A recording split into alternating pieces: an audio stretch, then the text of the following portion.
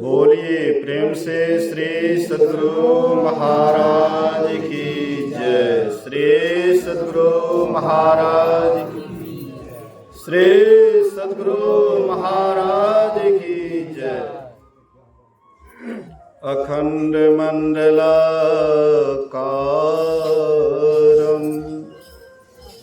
व्याप्तं येन चराचरं तत्पदं दर्शितं येन तस्मै श्री गुरुवे नमः। धन्य धन्य सतगुरु सुखद महिमा कहे न जाए। जो कुछ कहूँ तुम्हारी कृपा, मौतें कछो न बसाए। सर्वत्र सर्वदा वर्तमान सद्गुरु महाराज जी के पावन चरणों में कोटि कोटि नमन।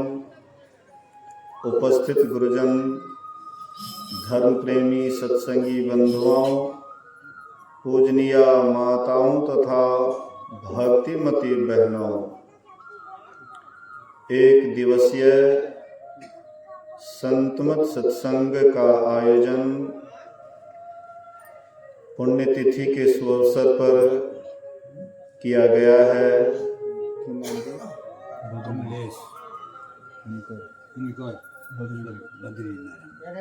स्वर्गीय बद्री नारायण बाबू जो रिटायर्ड शिक्षक थे, शायद 2020 में सड़े छोड़े ना, तो उसी के पुण्यतिथि के अवसर पर यह संतमत सत्संग का आयोजन किया गया है। पूरे परिवार संतमत से जुड़े हुए हैं, बड़ी खुशी की बात है।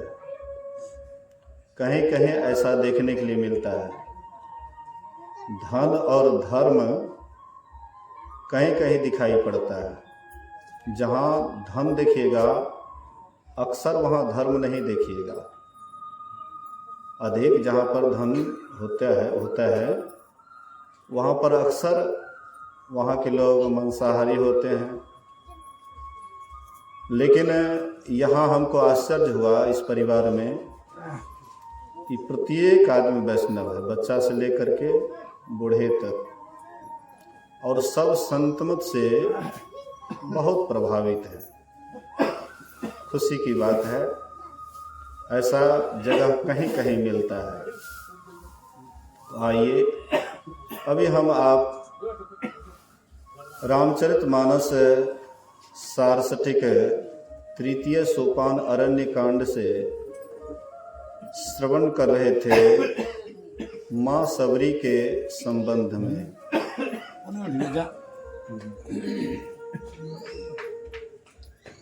माता सबरी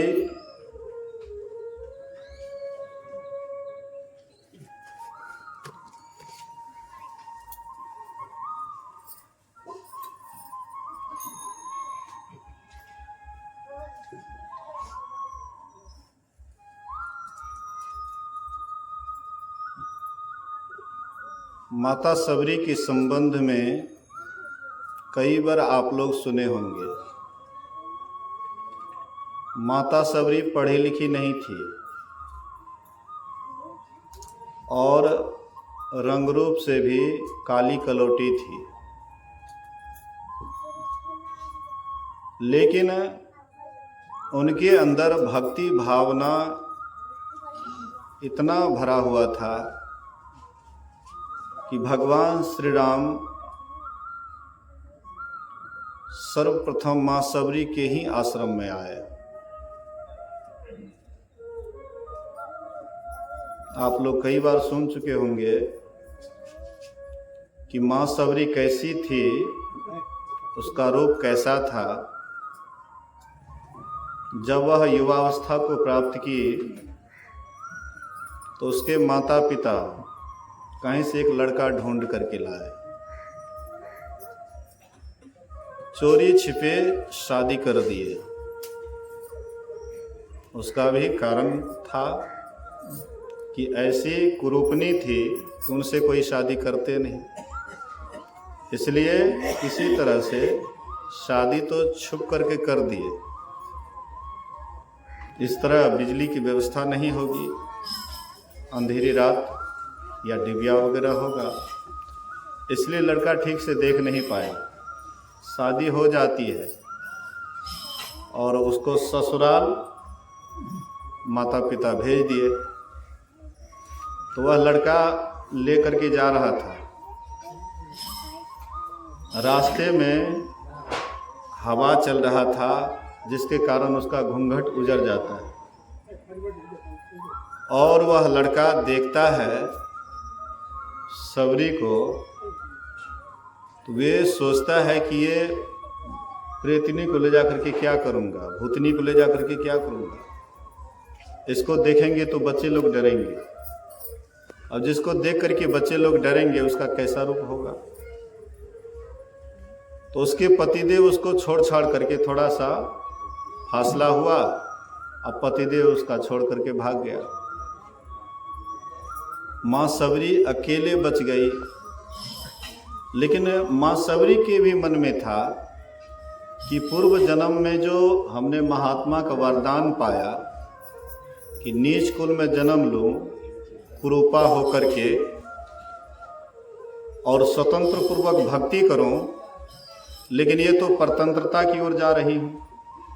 शादीशुदा होने के बाद पति की आज्ञा का पालन करना पड़ेगा, गृहस्थ आश्रम में जाने के बाद बहुत सारी समस्याएं हैं, सबको देखना पड़ेगा, फिर उसी में उलझ जाऊंगी, भक्ति स्वतंत्र पूर्वक नहीं कर पाऊंगी। तो मन में तो उसके भी मन में वही था कि किसी तरह से छुट्टी हो जाए। अब पतिदेव भी उसको छोड़ करके भागे, बहुत खुश हुई, और अन्य नारी होती तो बहुत रोती बिलखती। जंगल में पति छोड़ करके भाग जाए, कौन ऐसी नारी होगी कि रोएगी नहीं, बिलखेगी नहीं। लेकिन उनके अंदर में अटूट विश्वास था ईश्वर भक्ति के प्रति, इसलिए रोई नहीं, चिल्लाई नहीं, दुखी नहीं हुई, खुश हुई कि भले पतिदेव छोड़ करके भाग गया, मैं अब स्वतंत्र रह करके खूब बढ़िया से भक्ति करूंगी। तो वह किसी झाड़ी में छिप करके रहने लगी, और अवसर देखती थी कि किसी साधु महात्माओं के पास जा करके उनसे सदुक्ति जान करके साधन भजन करूं, क्योंकि बिना युक्ति के भक्ति नहीं होती है। युक्ति से भक्ति यदि न किया तो भव से त्राण कहाँ होगा। तो जब तक युक्ति से भक्ति नहीं करेंगे तब तक कल्याण होने वाला नहीं है।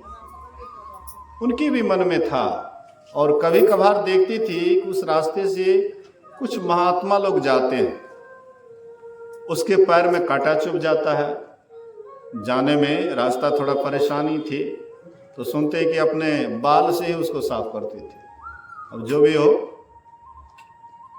धीरे धीरे पता लगाती है तो उसको लगता है कि एक महात्मा का आश्रम है। तो उस समय में जाति का छुआछूत ये सब ज़्यादा था कि ये नीच जाति के हैं, ये उच्च जाति के हैं। मैंने सुना, मेरे नाना जी कहते थे कि कोई अगल बगल की निचला जाति आता था तो कुआं पर उसको पानी भरने के लिए नहीं दिया जाता था, उसको कहते थे तुम बगले में रहो, अपने से पानी भर करके तब उसको पिलाते थे कि कहीं वह डन्ना छेप को वो छू न दे, बाल्टी को छू न दे, अशुद्ध हो जाएगा। तो ये सब व्यवस्था थी पहले, लेकिन लोग धीरे धीरे पढ़े लिखे हुए, ज्ञानवान हुए, धीरे धीरे लोगों में विकास हुआ कि छुआछूत केवल जाति से नहीं होना चाहिए बल्कि व्यवहार से भी होना चाहिए। जाति में कोई अगर नीच है लेकिन कर्म अगर उसका ऊंचा है उसको कभी नीच नहीं कहना चाहिए, नीचा नहीं कहना चाहिए। और कोई जाति में ऊंचे हैं, ऊंचा है, लेकिन करणी अगर नीचा है तो उसको ऊंचा नहीं नीचा ही कहना चाहिए। मनुस्मृति में ही यह बात आई है कि कोई शूद्र है, चंडाल ही क्यों नहीं है, लेकिन उसका अगर कर्म ब्राह्मण के जैसा है, ब्राह्मण के जैसे वे तपस्वी हैं, ध्यानी हैं, साधना करते हैं, ईश्वर भक्ति करते हैं, सदाचार, शिष्टाचार, शुचियाचार का पालन करते हैं, तो कहते हैं कि तब वह शूद्र नहीं गिना जाएगा, वह ब्राह्मण की गिनती में आएगा। अगर कोई जाति से ब्राह्मण है लेकिन उसका विचार शूद्र जैसा है, खान पान शूद्र जैसा है, आचार व्यवहार शूद्र जैसा है, तो कहते हैं तब वह ब्राह्मण नहीं शूद्र की गिनती में जाएगा। तो कहने का आशय है, आज लोग पढ़े लिखे हैं, विकसित हुए हैं, ज्ञानवान हुए हैं, लेकिन उस समय में बहुत कूट करके भरा हुआ था। इसीलिए वह सोचती थी कि हम नीच जाति के हैं, हमें तो कोई सेवा करने के लिए देंगे नहीं, छुआछूत की भावना थी। जब सब महात्मा खा पी करके सो जाते थे तो वह 12 बजे रात को जाती थी आश्रम में सेवा टहल करने के लिए। बर्तन बासन, चौका चूल्हा, जलावन वगैरह जो भी करने योग्य सेवा था करके, और जब तक में साधु महात्मा जगते तब तक में वह सब सेवा करके या फिर वही झाड़ी में छिप जाती थी। लगातार कुछ दिन तक यह करती रही।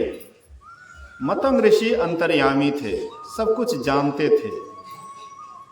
उस समय में भी कोई अंतर्यामी महात्मा था तो उसको वह सब उस सब से ऊपर उठे हुए होते थे, और जो नीचे वाले थे वो तो इसको खूब कुट करके उसमें भरा हुआ था, छुआछूत की भावना।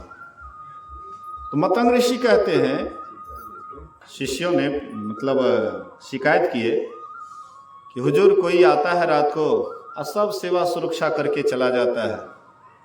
कहते पहरा करो, कौन आता है? तो पहरा करने लगे। रात के 12 बजे जैसे यह आती है, सेवा सुरक्षा करने लग जाती है। एक शिष्य उसको पकड़ करके ले गए मतंग ऋषि के पास। और जैसे ही मतंग ऋषि देखते हैं, देख करके पहचान गए और बोले कि इसको छोड़ दो, ये बहुत बड़ी भक्तिनी है, इसको इसी जन्म में परमात्मा की प्राप्ति होगी, राम जी स्वयं आएंगे इसको दर्शन देने के लिए, इसलिए ये बहुत बड़ी भक्तिनी है, इसको यहीं पर रहने दो।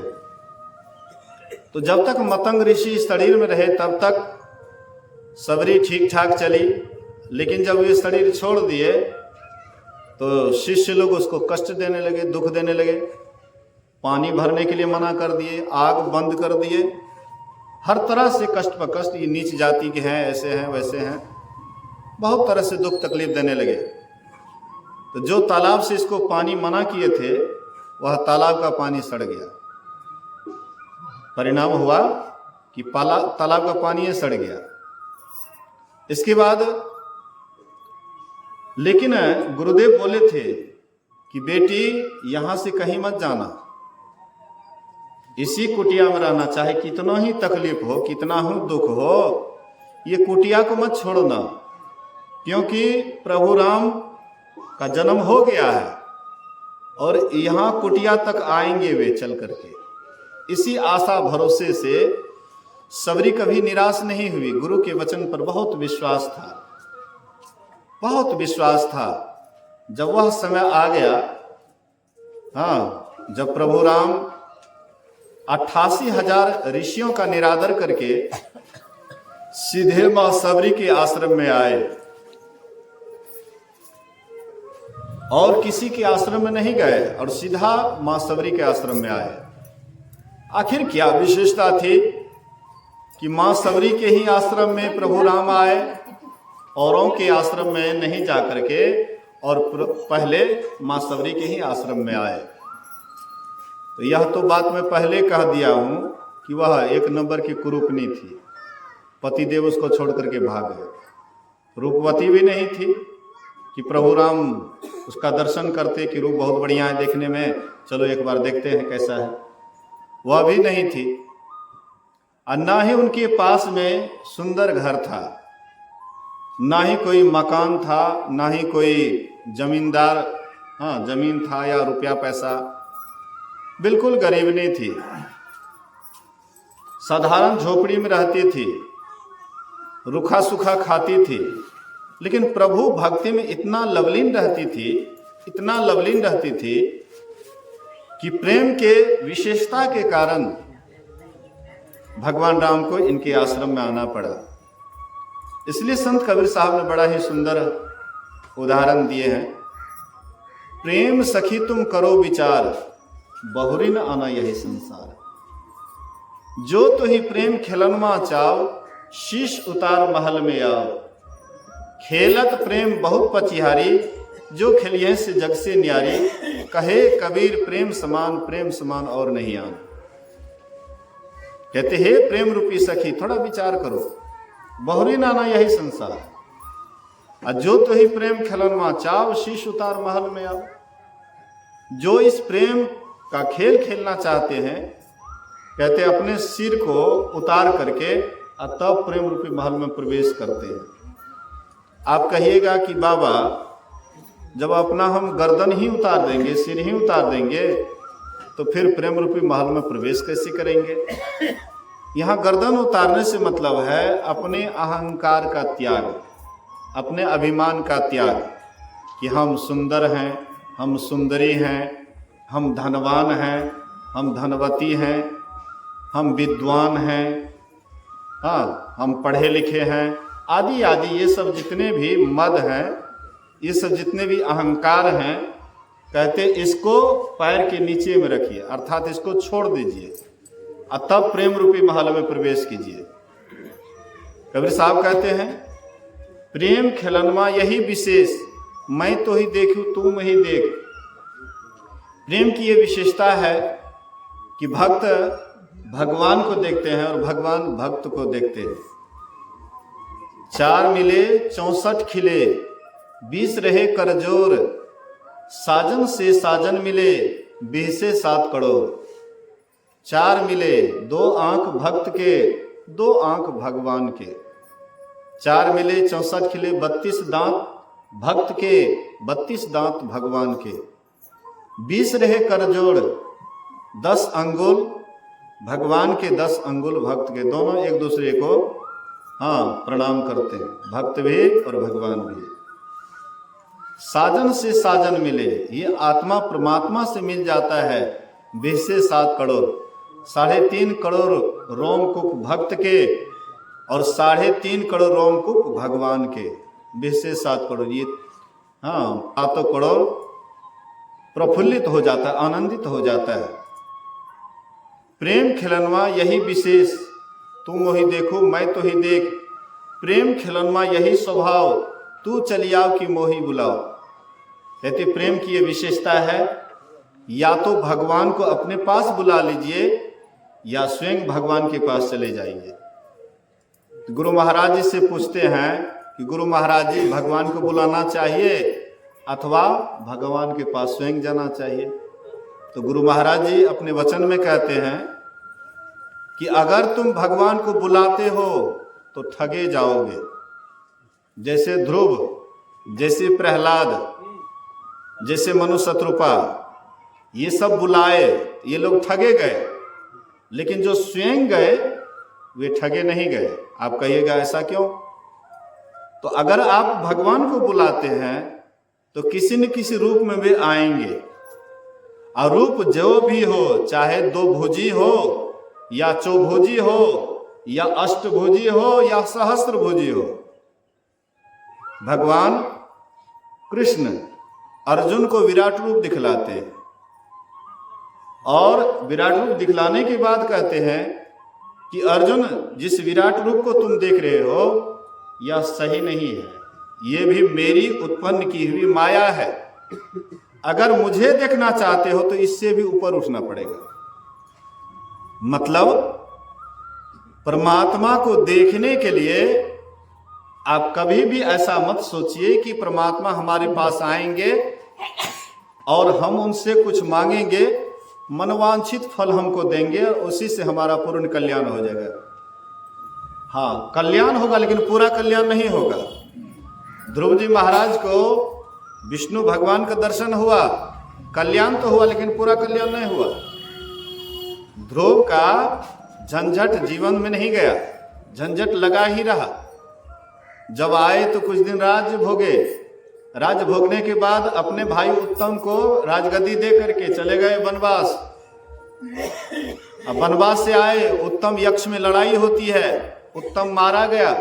ध्रुव को बड़ा गुस्सा हुआ और फिर वहां से आकर के और फिर यक्ष से लड़ाई करने के लिए चल देते हैं। मतलब परमात्मा का दर्शन भी हो, भगवान का दर्शन भी हो, लड़ाई झगड़ा भी चलता रहे, ये कैसा दर्शन है?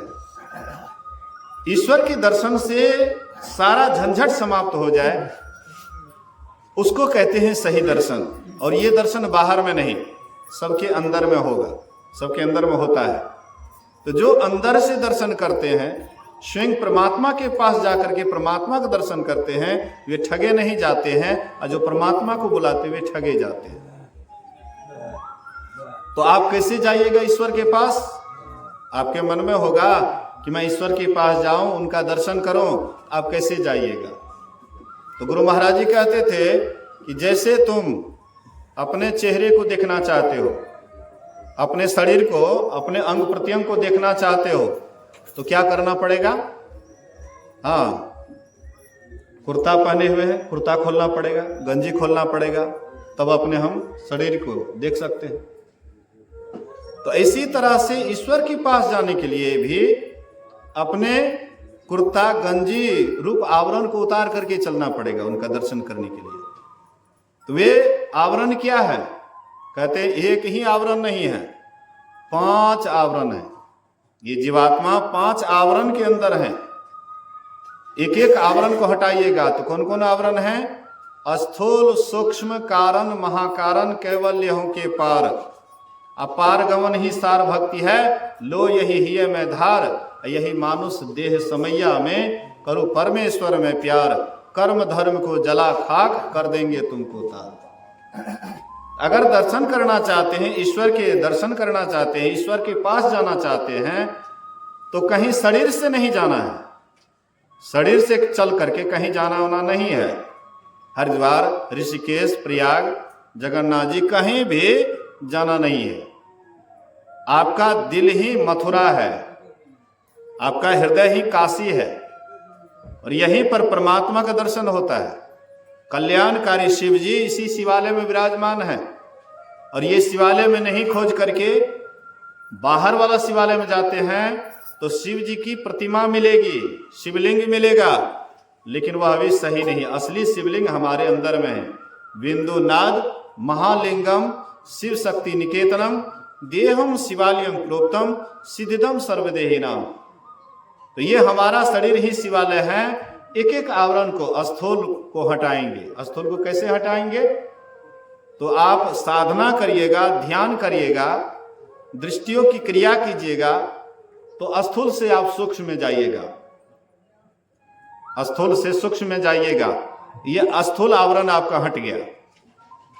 फिर आप साधना करके सूक्ष्म से कारण में जाइएगा, तो सूक्ष्म का पर्दा हट गया, सूक्ष्म शरीर से आप ऊपर उठ गए।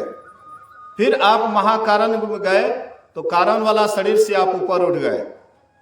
फिर आप कैवल्य में गए, महाकारण शरीर से ऊपर उठ गए। और फिर जब आप परमात्मा के निज धाम में चले गए तो कैवल शरीर से भी ऊपर हो गए। यही है पार गमन ही सार भक्ति है। सभी शरीरों से पार जाना यही सार भक्ति है। लो यही हिय में धार, गुरु महाराज कहते ये हृदय में धारण कर लो कि यही असली भक्ति है, यही आंतरिक भक्ति है, ये अंदर अंदर चलने वाला है। इसलिए कहते कबीर साहब, तू चली आओ कि मोही बुलाओ, प्रेम खिलनमा यही विशेष, मैं तो ही देखूं तू मोही देख, प्रेम खिलनमा यही स्वभाव, तू चली आओ कि मोही बुलाओ। खेलत प्रेम बहुत पचिहारी, जो खिलियस जग से न्यारी, कहे कबीर प्रेम समान और नहीं आन। कहते प्रेम के समान और कुछ नहीं है। इसीलिए महापुरुष कहते हैं कि वह परमात्मा से प्रेम करो, यही मानुष देह समैया में करो परमेश्वर में प्यार। कर्म धर्म को जला खाक कर देंगे तुमको तार। आप लोग जानते हैं भगवान कृष्ण बराबर हस्तिनापुर जाते थे, लेकिन ठहरते थे कहाँ, भोजन करते थे कहाँ? विदुर जी के यहाँ। और विदुर जी के यहाँ क्यों भोजन करते थे? धृतराष्ट्र के यहाँ नहीं ठहर करके, राजा महाराजा था, उनके पास कोई चीज की कमी नहीं थी, लेकिन वहां नहीं ठहर करके, वहां भोजन नहीं करके विदुर के यहाँ भोजन करते थे। ऐसी कौन विशेषता थी? विदुर रानी में बहुत अगाध प्रेम, विदुर जी में तो था ही प्रेम, लेकिन उनके पत्नी जो विदुर रानी थी, बहुत उनके अंदर प्रेम था, बहुत प्रेम से भगवान को प्रसाद पवाती थी।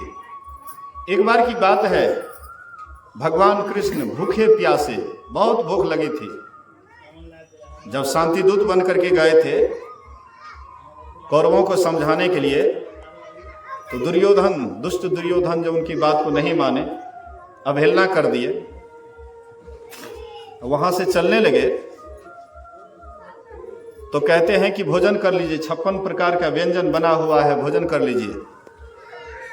भगवान कृष्ण कहते जो मेरे भक्त का नहीं हुआ मेरा क्या हो सकता है?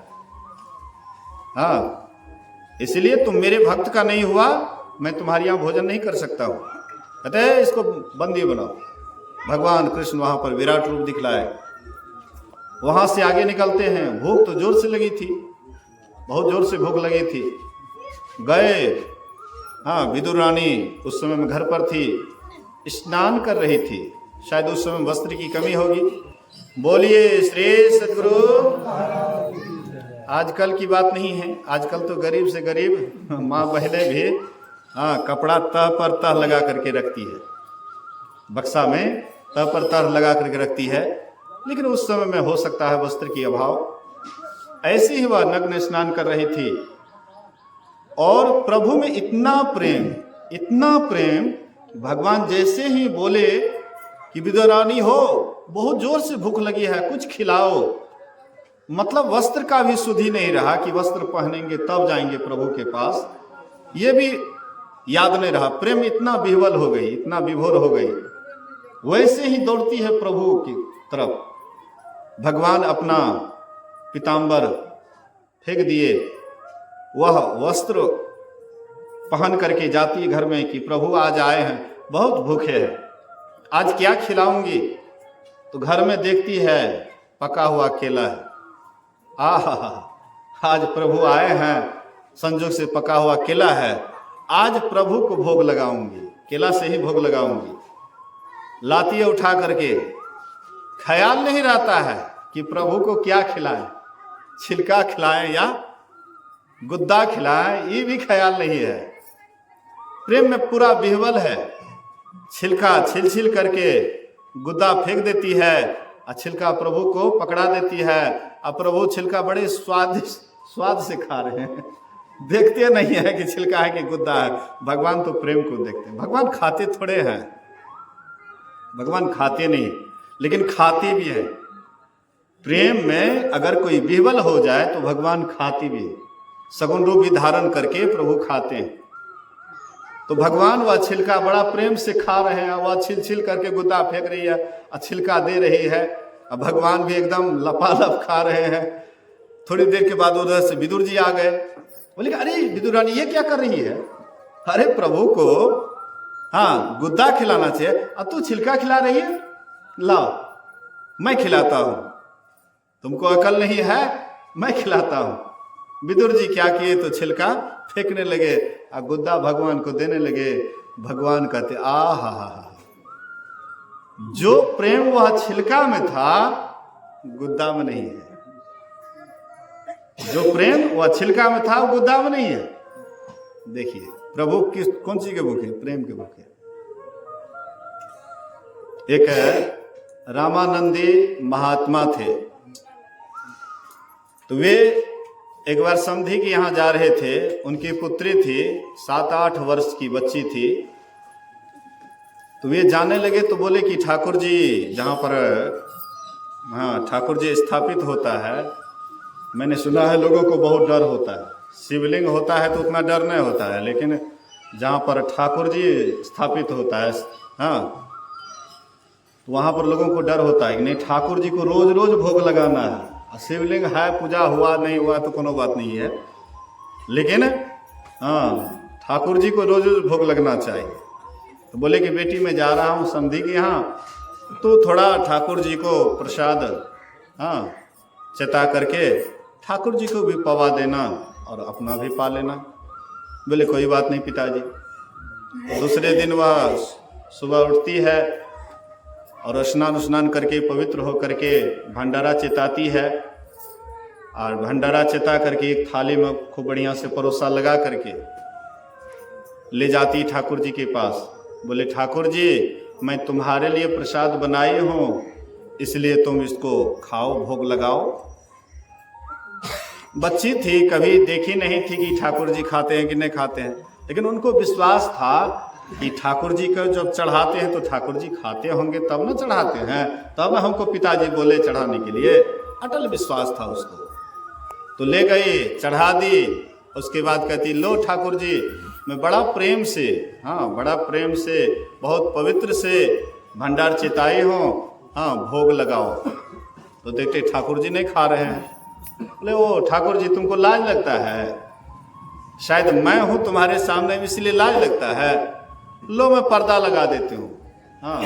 निकल गई बाहर, अब पर्दा लगा देती है, कभी कभी पर्दा हटा करके देखती है ठाकुर जी खाते कि नहीं खाते हैं।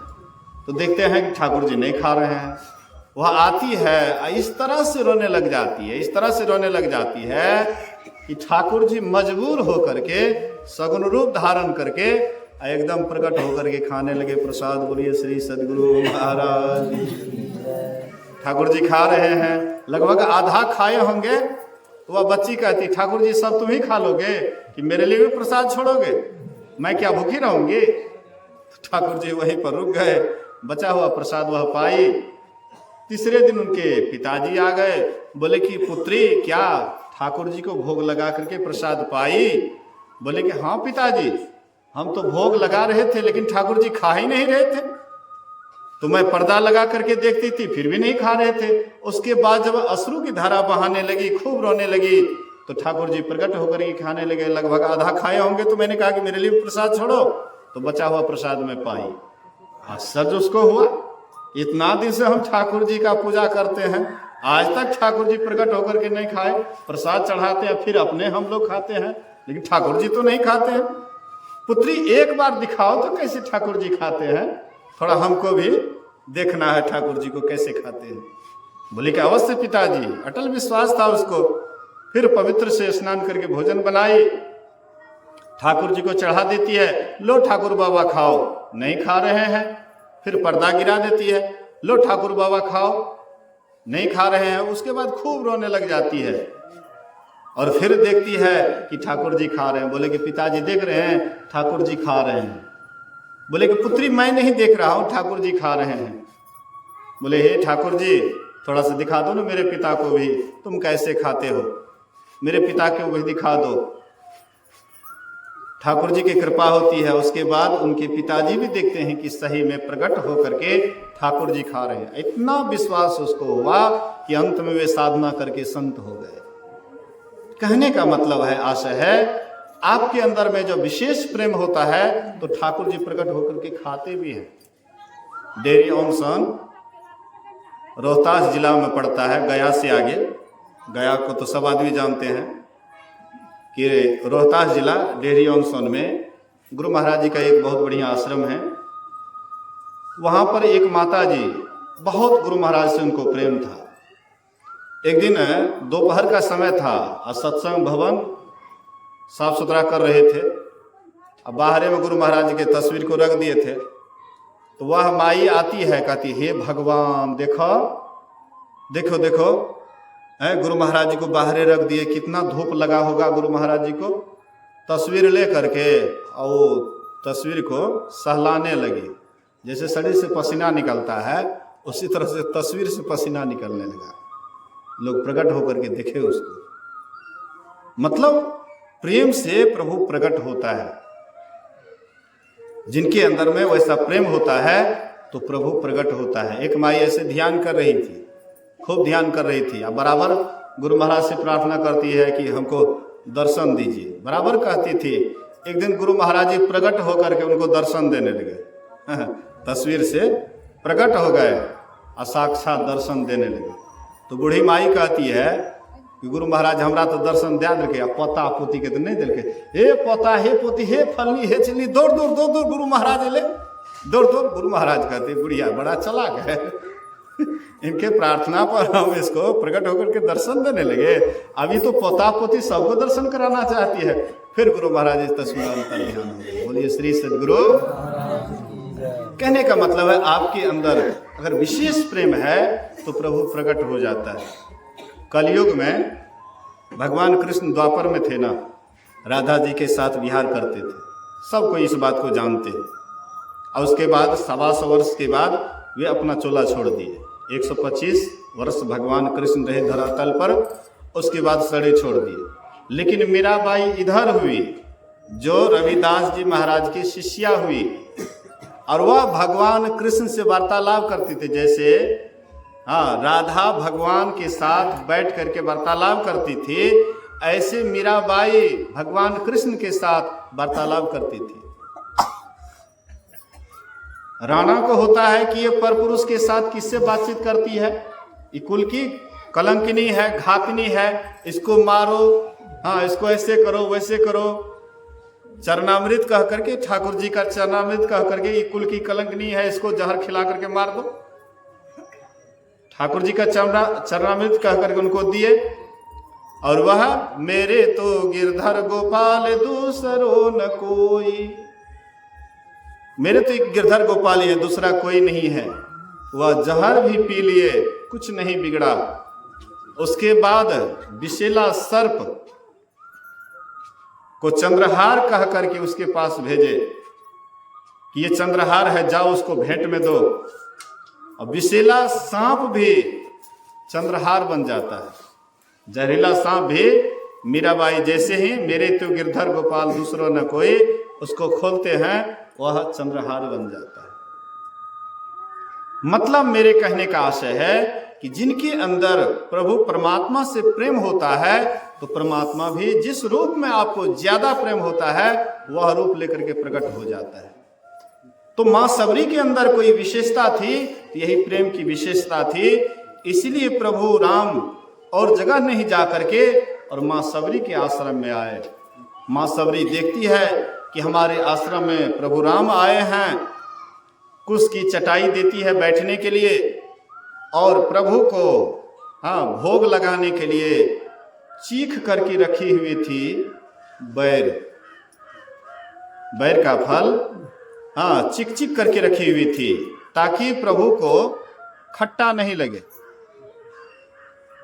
इसलिए चिक करके वह रखी थी।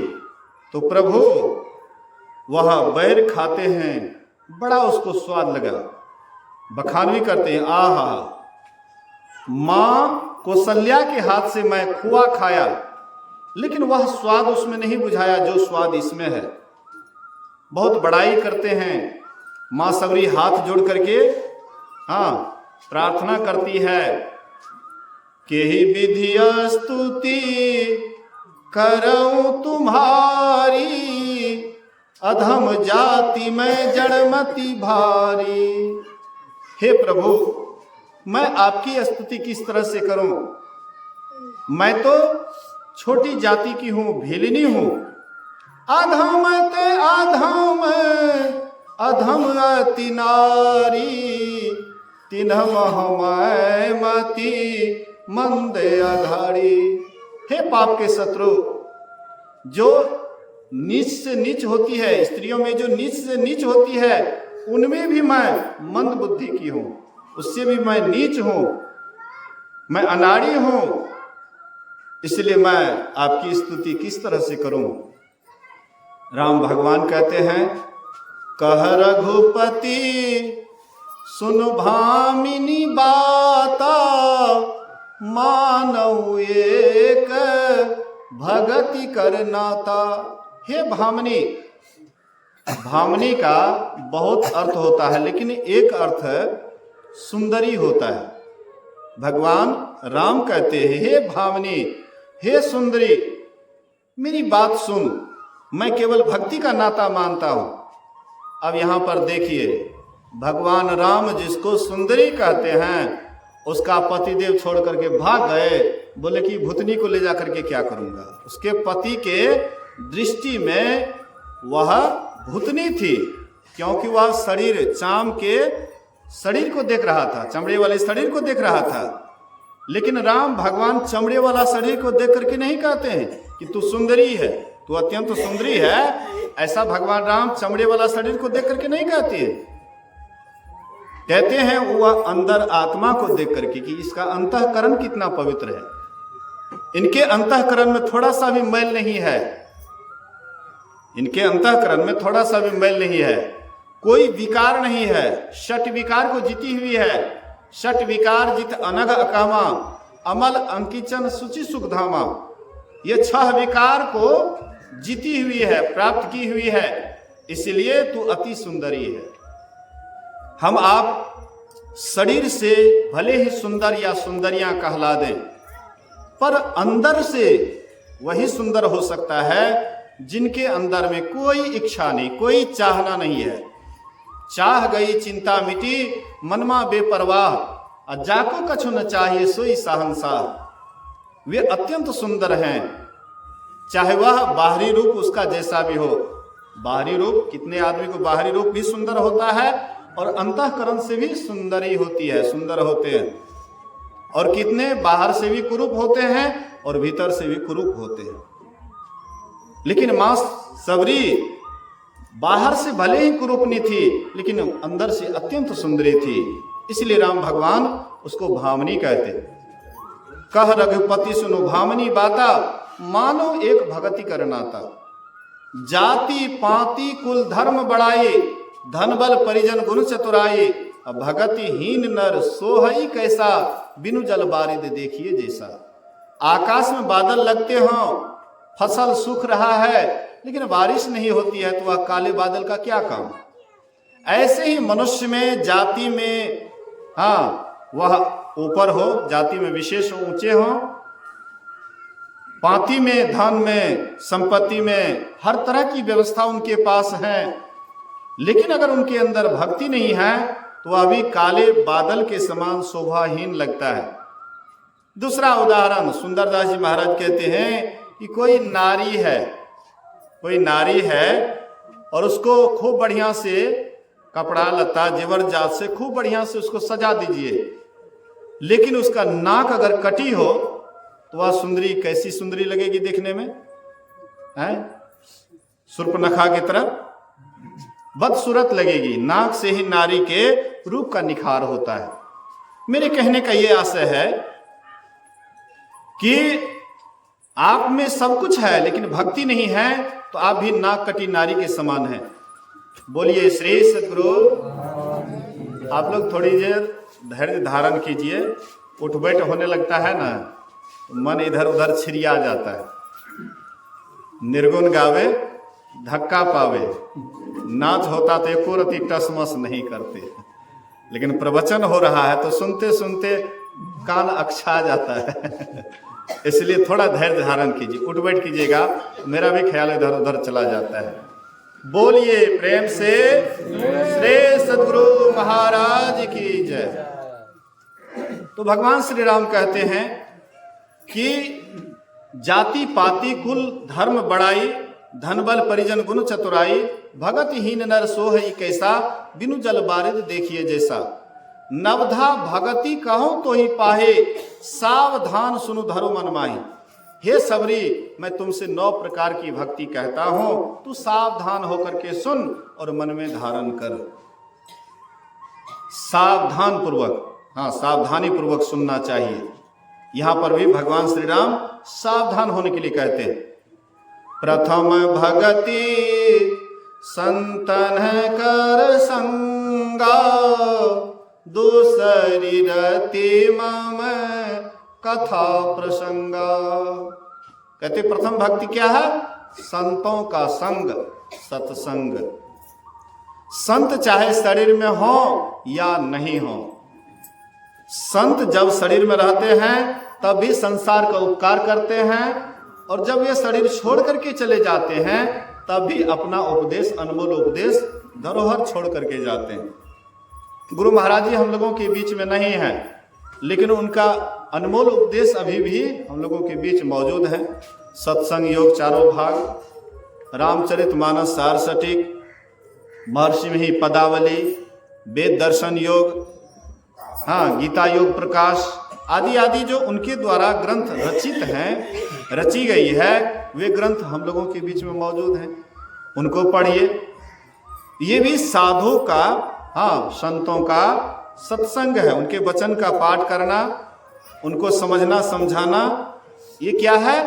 प्रथम भक्ति संतों का संग। दूसरी भक्ति है मेरी कथा की चर्चा में प्रेम। जहाँ सत्संग हो वहाँ पर खूब बढ़िया से श्रद्धा के साथ उसको बढ़िया से सुनिए, समझिए। ये आपकी दूसरी भक्ति हो गई। कथा की चर्चा में प्रेम, ये दूसरी भक्ति हो गई।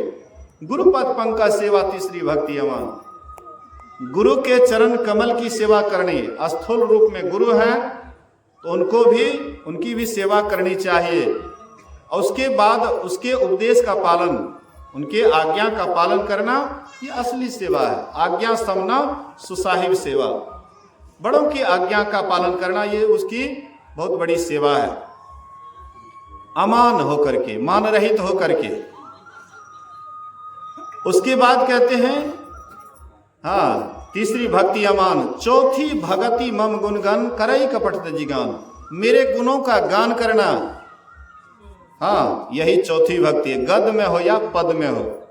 जैसे मैंने आप लोगों के बीच में एक भजन गाया, बोलिए श्री सद्गुरु, भजन गाया, इसको गद में, हाँ ढोलक हारमोनिया, बिना ही ढोलक हारमोनिया का आवाज सुन रहे थे।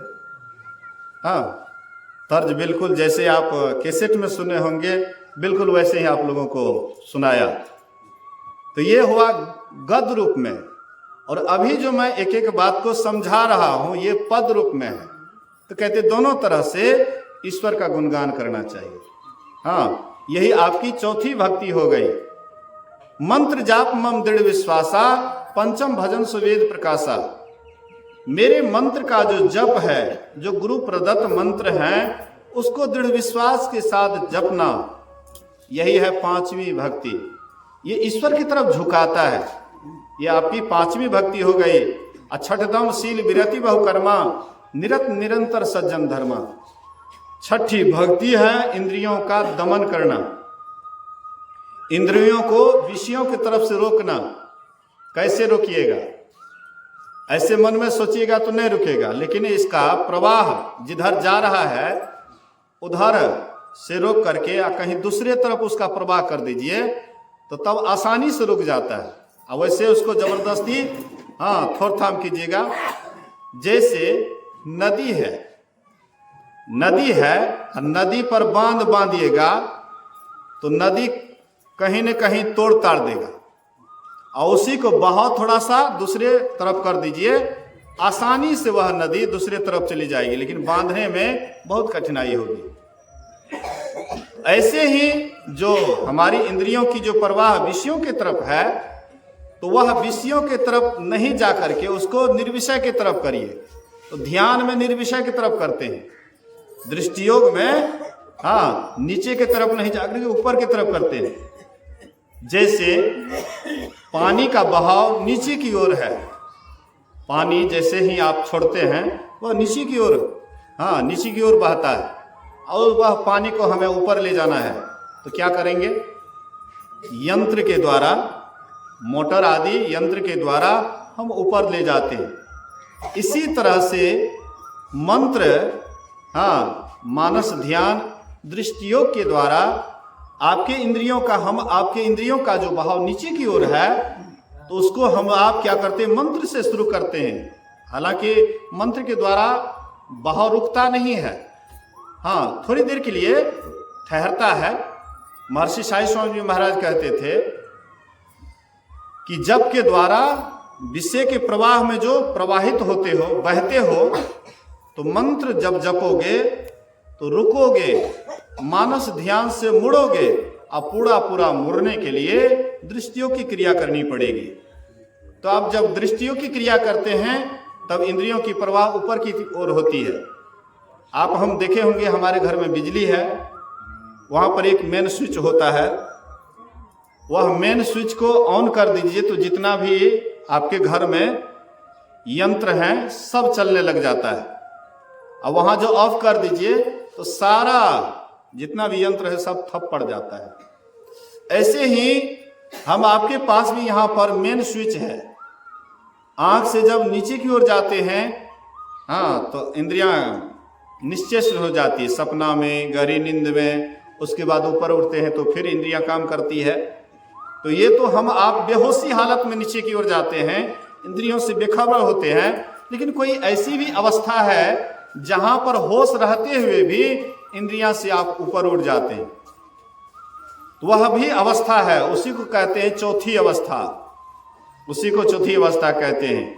3 अवस्था तजहो भजहो भगवंत, मन क्रम वचन अगोचर, व्यापक व्याप अनंत। यहीं पर आप इंद्रियों का दमन हो जाएगा, तब आपके अंदर में परमात्मा की ज्योति दिखाई पड़ेगी और तब परमात्मा का आवाज भी सुनने के लिए मिलेगा। सबके भीतर में वह आवाज हो रहा है। जैसे आप देख रहे हैं ना, साउंड बोल रहा है, हाँ, साउंड बोल रहा है अपने आप। वैसे ही आपके भीतर में, हमारे भीतर में परमात्मा का आवाज दिन रात एक जैसे